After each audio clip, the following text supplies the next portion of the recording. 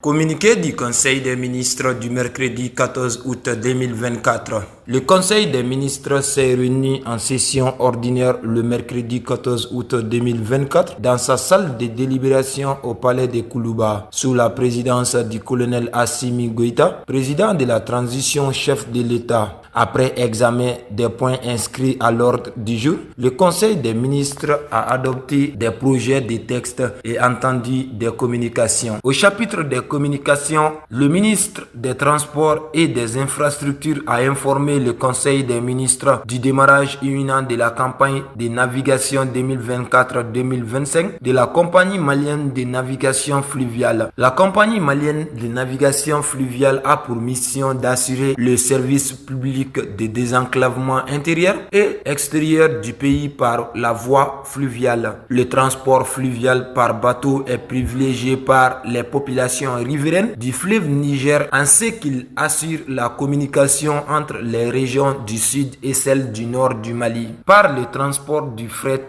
la compagnie contribue à l'approvisionnement correct des zones enclavées qui ne sont accessibles que par le fleuve, notamment en période d'hivernage et de crue du fleuve. Au regard de l'évolution satisfaisante du niveau d'eau du fleuve Niger, la campagne de navigation 2024-2025 démarrera le 15 août 2024 avec le départ du bateau Modibo Keïta de Mopti pour Kabara dans la région de Tombouctou. Il est prévu pour cette campagne d'assurer 66 rotations. 2. Le ministre du Travail, de la Fonction publique et du Dialogue social a informé le Conseil des ministres de la fin du processus de recrutement dans la fonction publique de l'État au titre de l'exercice 2023 et de la proclamation des résultats prévus le vendredi 16 août 2024.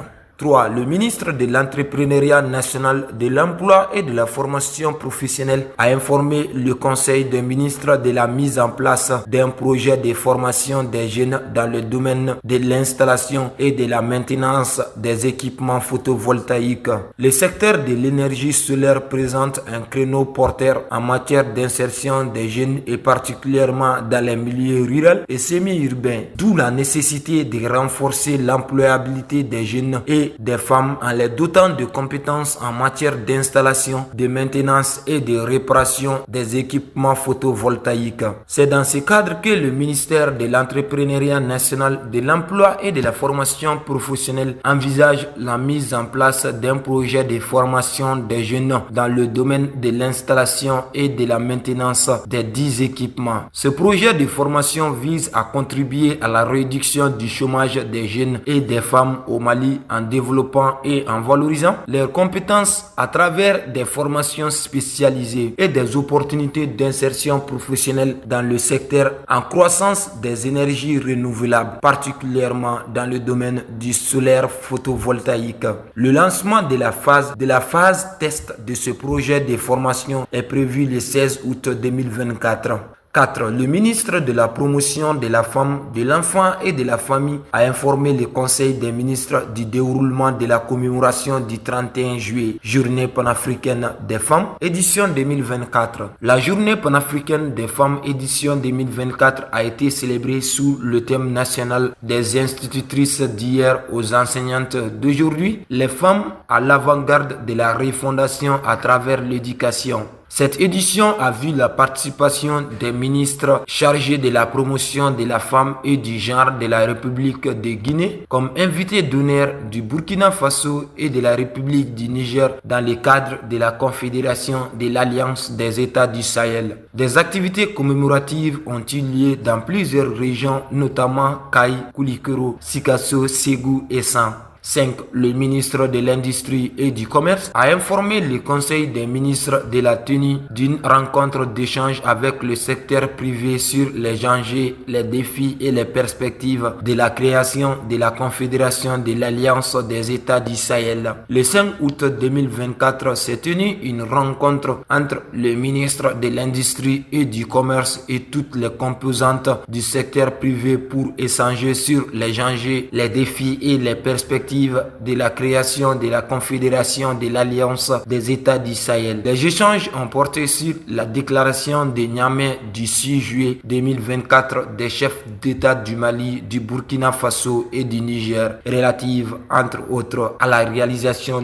d'un développement durable en mettant en œuvre une politique économique et sociale endogène basée sur les ressources propres aux trois pays et un partenariat respectueux de la souveraineté de chacun d'entre eux, à la mutualisation de leurs moyens en vue de mettre en place des projets structurants et intégrateurs, à la création d'une banque d'investissement de l'Alliance des États du Sahel et de la mise en place d'un fonds de stabilisation, à la libre circulation des personnes, des biens et des services au sein de l'espace de l'Alliance des États du Sahel. Dans le cadre de la mise en œuvre de cette déclaration, le modèle économique défini par le président de la transition a pour objectif de soutenir les unités de production existantes en vue d'augmenter et de moderniser leur capacité de production. En outre, les échanges ont porté sur les opérations de digitalisation de l'administration pour assurer aux populations une meilleure qualité de service.